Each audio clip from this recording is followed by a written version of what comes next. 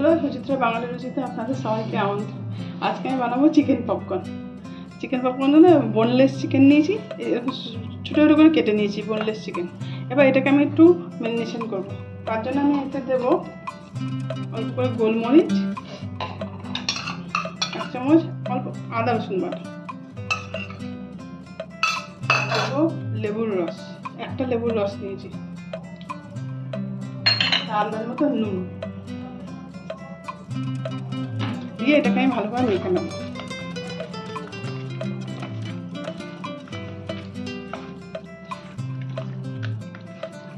এই ম্যারিনেশনটাকে আমি আধা ঘন্টা রেখে দেবো, তারপর এটাকে বানাবো। এটাকে এমনি আধা ঘন্টা থাকবে রেস্টে।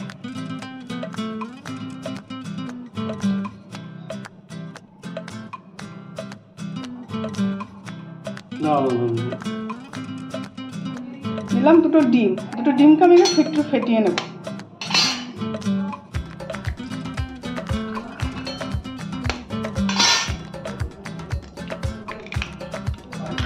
এতে দেবো একটু অল্প করে নুন, দেবো একটু গোলমরিচ দিয়ে এটাকে একটু ফেটিয়ে নেব।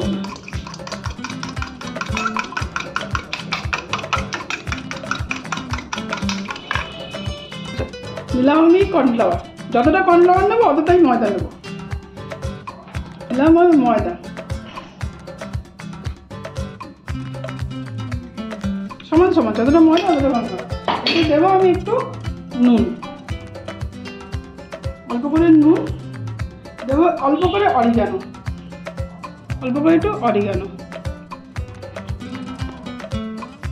দেবো একটু গুঁড়ো লঙ্কা।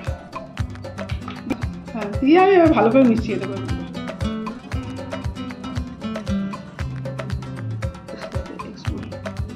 হয়ে গেল, চিকেনটা ম্যারিনেশন হয়ে গেছে। এর মধ্যে আমি একটু ময়দা দিয়ে নেব যাতে এগুলো ড্রাই হয়ে যায়। দিয়ে একটু মেখে নেব, তাতে চিকেনের যে জলটা একটু হালকা আছে না লেবুটা দেওয়াতে, সেটা শুকনো হয়ে গেছে।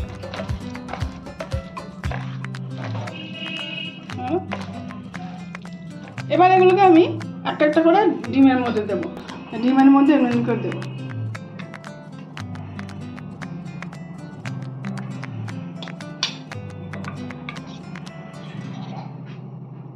দিয়ে এবার এগুলোকে আমি এই ময়দাতে দিয়ে দেবো।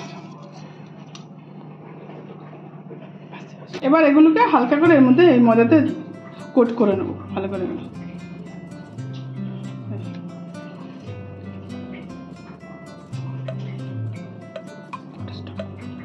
ময়দাগুলো ঝেড়ে আমি এর মধ্যে নিলাম সব, যেহেতু গুঁড়ো গুঁড়ো ময়দা বেশি থাকলে না তেলটাকে পুড়িয়ে দেয় খুব।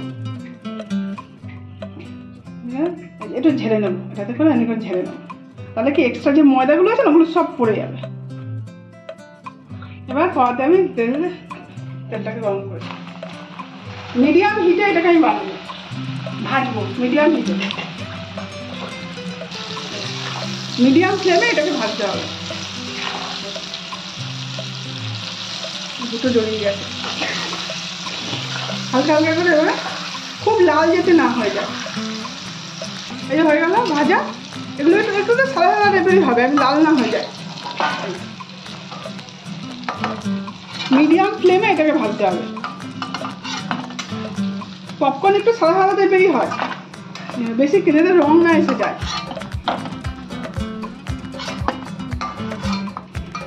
লাইট দিয়ে এই যে চিকেন পপকর্নটা ভাজলাম। এতে দেওয়ার জন্য আমি একটা মশলা বানাবো, সেটা হলো একটুখানি চাট মশলা দেবো। অল্প করে চাট মশলা, একটু চাট মশলা দিলাম, দেবো অল্প করে লঙ্কা গুঁড়ো, দেবো একটু গার্লিক পাউডার, অল্প করে অরিগানো। এই মশলাটাকে এই জলগুলোকে ছড়িয়ে দেবো।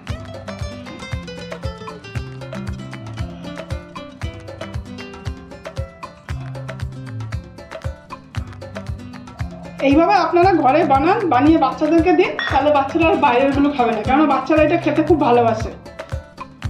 ঘরে বানালে হেলদিও হয়, খুব তাড়াতাড়ি বেশিক্ষণ লাগে না করতে। এটা আপনারা এইভাবে করুন, করে বাচ্চাদের দিন। যদি ভালো লাগে আমাকে কমেন্ট করে জানাবেন।